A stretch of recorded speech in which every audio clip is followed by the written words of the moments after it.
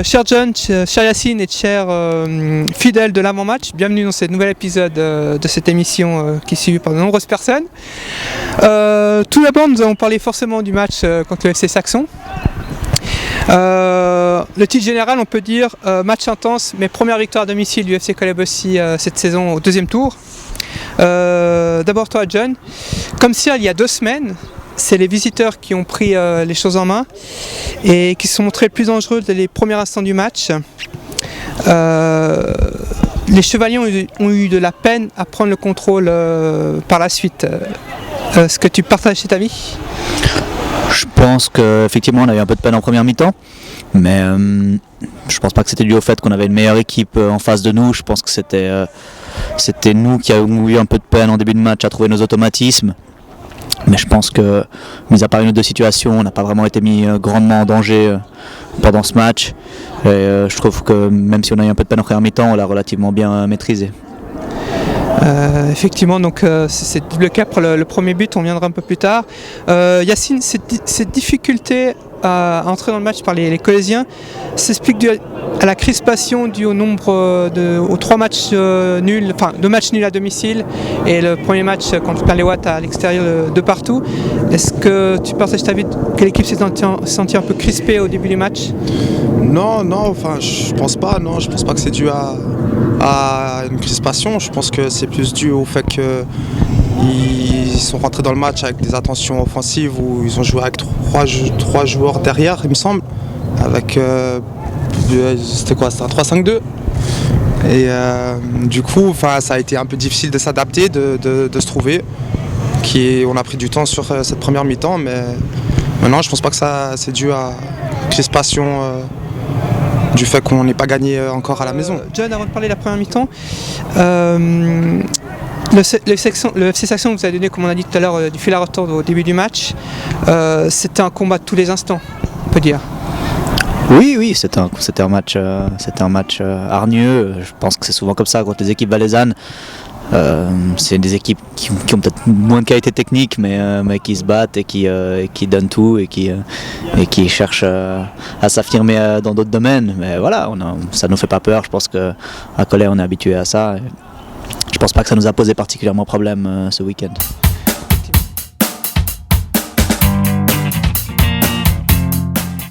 Les joueurs de Saxon sont partis à l'assaut du but collésien dans les premiers instants du match. À ce moment-là, on sent qu'on va passer une après-midi difficile. C'est vrai qu'il y a eu un temps d'observation qui a duré sur à peu près 15-20 minutes sur cette première mi-temps. Effectivement, Saxon joue le maintien et ça s'annonce compliqué. Reste plus mal de voir. On va rencontrer d'autres équipes qui aussi jouent le maintien et qui jouent leur pot en deuxième ligue inter. Du coup, tous les prochains matchs s'annoncent compliqués.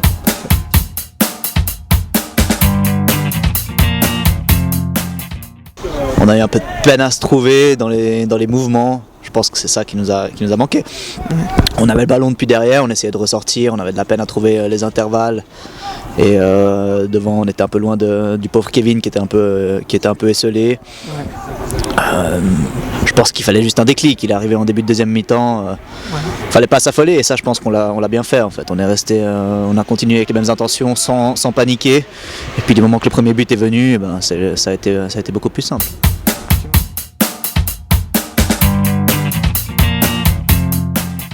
Le but de Saxon refusé pour un hors-jeu, on peut dire discutable, ça a réveillé les ardeurs des Colossiens. C'est vrai que le hors-jeu est discutable. Après ça c'est vraiment ressenti sur la deuxième mi-temps où on met plus la pression et qu'on arrive mieux à se trouver. Et vrai qu'il y avait beaucoup de vent ce jour-là et le vent ne nous a pas aidé sur cette première mi-temps à poser le jeu. Ouais, et voilà. On peut dire que le premier adversaire des 2 équipes c'était le vent. Oui, ça a été, c'est dans des conditions un peu difficiles.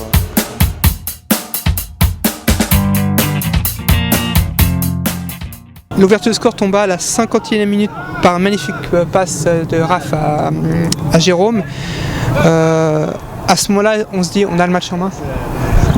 Oui, parce qu'inévitablement, on sait qu'on prend l'avantage et qu'on va pousser notre adversaire à se découvrir, surtout avec Yacine l'a dit, avec ce système à 3 défenseurs. Du moment qu'on cherche un peu à aller vers de l'avant, on se retrouve très vite à découvert derrière. Et dès qu'on a marqué ce but, c'est clair que ça ne pardonne pas. On a des joueurs rapides en contre-attaque. Quand on se découvre contre des joueurs comme Nicolas Leneux ou Marcos Linares, ça fait tout de suite mal aux adversaires.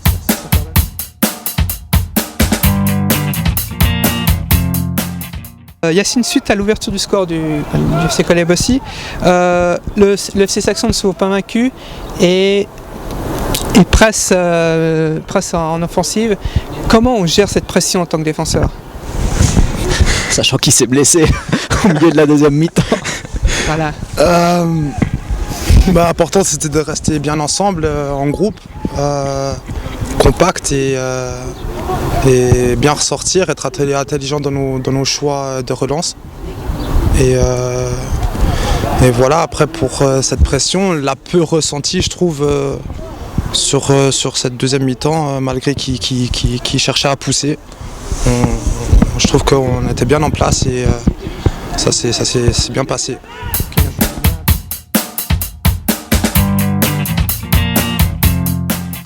John, malgré les assauts des visiteurs, on va dire que les Chevaliers ont profité des espaces laissés par les Valaisans pour que Marcos, qui est rentré autour de la 70e sauf erreur, un quart d'heure plus tard marque le 2-0, donc là on se dit c'est l'apothéose. C'est l'apothéose. Bon, il avait été un peu ambitieux, il avait annoncé 2 buts par tranche de 5 minutes. Ouais. Voilà, on en marque un dans une tranche de 20 minutes. Je pense qu'on peut déjà le féliciter pour ça. Son premier but ce deuxième tour? Il me semble, il n'a pas beaucoup joué, il était blessé lui aussi. Et comme il l'a dit en interview à Footmag, ça fait 8 fois qu'il aura une blessure. Voilà. Mais bon, quand il revient, voilà, ça rentre quoi. Voilà, exactement. C'est la classe des grands joueurs. Donc ça offre une opportunité d'une série de victoires pour Collet. Bon, il y a Marcos, il y a aussi Kevin Ayer, il y a d'autres joueurs qui peuvent marquer. Ouais. Ce but de Marcos permet d'assurer la victoire et de commencer une belle série de victoires par la suite en fait. Oui, du coup ça fait 2 victoires de suite et c'est ça qui était important. Après une série de matchs nuls, de commencer à enchaîner des victoires. Maintenant on le sait, on a la chance d'être bien placé. Soit on tient le rythme, soit on verra le haut du classement s'éloigner. Maintenant ça tient qu'à nous, il n'y a pas de miracle. C'est en enchaînant des victoires qu'on reste en haut du classement.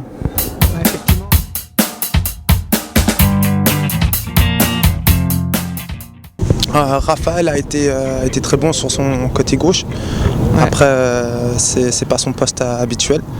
Il a fait beaucoup de bien. Il a bien provoqué ses adversaires. Il a servi de bons ballons.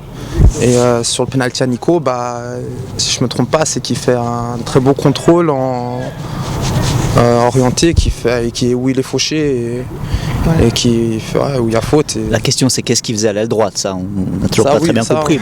Tant que ça nous rapporte des pénaltys, on peut jouer à l'aile droite, il n'y a pas de problème. Il est à gauche, on ne sait pas. Ouais. Voilà, on ne se comprend pas très bien, c'est les Brésiliens, ils jouent un peu partout. Ils jouent à l'instinct. Voilà, ils jouent à l'instinct, c'est ça, c'est le principal. Mais effectivement, il faut rendre hommage à Raph pour sa performance de ce week-end. Ouais, effectivement. Donc, c'est en tout cas quelqu'un qui lâche rien, et puis ça c'est super agréable de jouer avec des gens qui donnent toujours le meilleur d'eux-mêmes et puis qui font les efforts sans compter.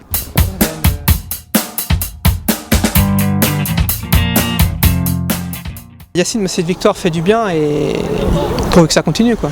Pourvu que ça continue, oui. Et, ce qu'on retient, c'est surtout les 3 points. Et maintenant, ce serait bien d'enchaîner. Les matchs s'annoncent difficiles, mais on est prêt et on souhaite faire quelque chose cette saison et il y a de la place pour le faire. Alors, c'est à nous de faire le travail, quoi.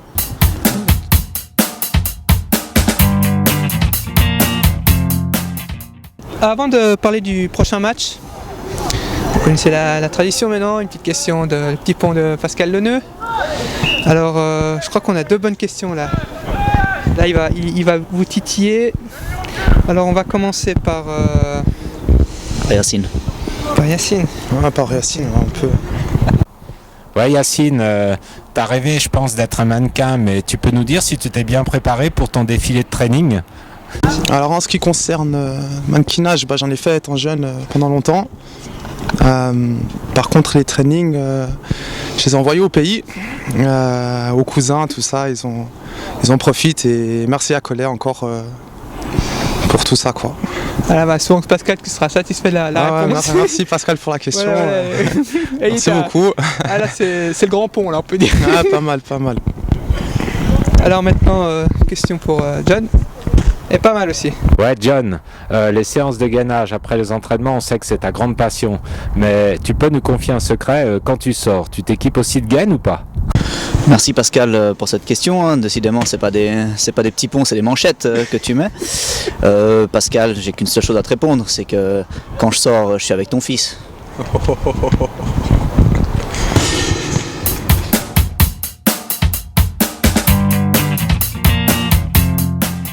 Le FC Vernier n'a pas gagné lors de la première partie de ce deuxième tour. Il faudra faire attention parce qu'ils vont tout donner avec qu'ils luttent contre la relégation pour vous titiller et puis remporter les 3 points. Surtout qu'ils jouent à domicile. Tout à fait, puis d'autant plus que c'est une équipe qui nous a souvent mis en difficulté ces dernières saisons. On a eu souvent soit de la peine à les battre, soit un résultat fleuve finalement en notre faveur, mais on a eu plusieurs matchs où on a un peu coincé contre eux. Puis je veux dire, leur classement, je pense, reflète pas la qualité de l'équipe. Ils ont de très bons joueurs, il faudra se méfier évidemment ce week-end. Mais je pense qu'on a les moyens de gagner là-bas et on doit le faire si on veut continuer sur notre lancée. Yacine, donc est-ce que tu peux retourner là-dessus? Donc on considère ça comme plus ou moins un match piège. Ce match permet aux Collégiens de confirmer leurs 2 victoires lors des 2 derniers matchs. Mathématiquement, pour Vernier, c'est pas joué du coup. Pour eux, c'est un match très, très important. Et maintenant, en ce qui nous concerne, nous, ça nous permet de rester en haut et de vraiment jouer quelque chose en cette fin de saison. Et c'est un match, comme on le dit, piège et à nous de répondre présent et pas non plus se mettre la pression et faire le travail.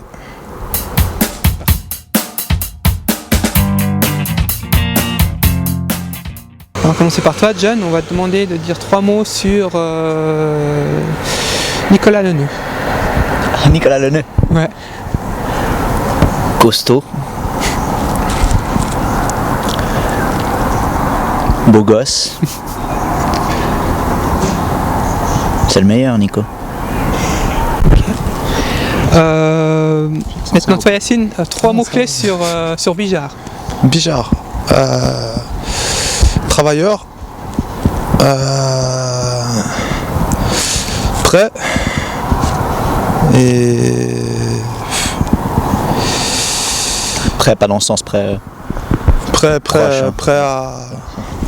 à y aller et. Troisième. OP, on peut dire. OP et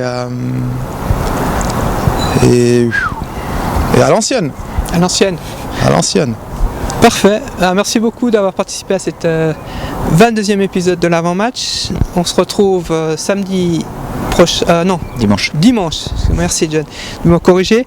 Du côté du stade municipal de Vernier, aux alentours de 15h où l'arbitre sifflera le début du match. Donc venez nombreux à soutenir le FC Collet-Bessy. On a besoin de vous. Merci. Merci Nico. Merci Nico.